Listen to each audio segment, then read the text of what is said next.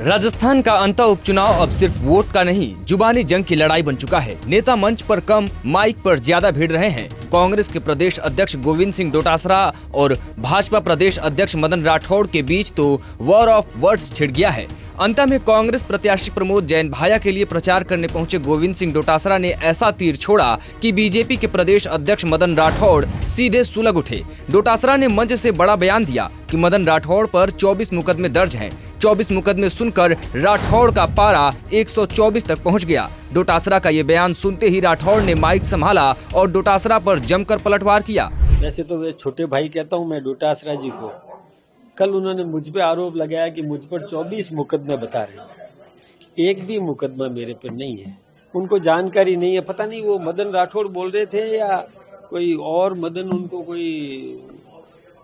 कोई ध्यान में आ गया होगा। मदन राठौड़ के नाम से आज समाचार पत्र में छपा है। एक भी मुकदमा मुझ पर नहीं है। न कोई मुझे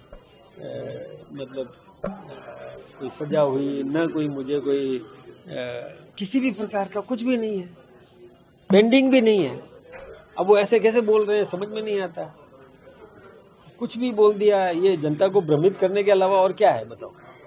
जनता में झूठ फैलाने का, असत्य फैलाने का काम डोटासरा जी कर रहे हैं। इससे उन्हीं की छवि खराब हो रही है। मदन राठौड़ यही नहीं रुके। उन्होंने कहा डोटासरा अब जनता को गुमराह नहीं कर सकते क्योंकि जनता सब जानती है। साथ ही अंत में राठौड़ ने डोटासरा के अकेले प्रचार करने पर उनको ताने दे दिया। वो हमेशा ही अकेले ही हैं। डोटासरा जी तो बिना फुटबॉल के डोटे मार रहे हैं। फुटबॉल है ही नहीं, बॉल है ही नहीं और टांगे मारते जा रहे हैं, इधर उधर उछलते कूदते चल रहे हैं। वो भगवान जाने।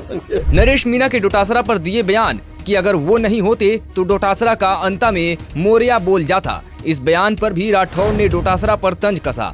अंता में तो रहेंगे भाई। राजस्थान का चुनाव है। राजस्थान में हमारे मुख्यमंत्री जी भी जा रहे हैं, आदरणीय वसुंधरा जी भी जा रही है।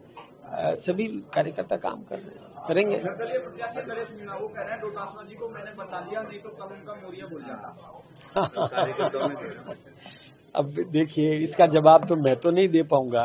राजनीति में बोलने की आजादी तो है, लेकिन अंता में अब ये बोल चुनावी हथियार बन गए हैं। एक तरफ डोटासरा मुकदमों की लिस्ट गिना रहे हैं तो दूसरी तरफ राठौड़ भ्रष्टाचार की हिस्ट्री सुना रहे हैं। अब देखना ये है कि अंता की सड़कों पर किसकी गूंज ज्यादा सुनाई देती है। राजस्थान की राजनीति में अब मुद्दे नहीं, बयान ही सबसे बड़ा हथियार बन गए हैं।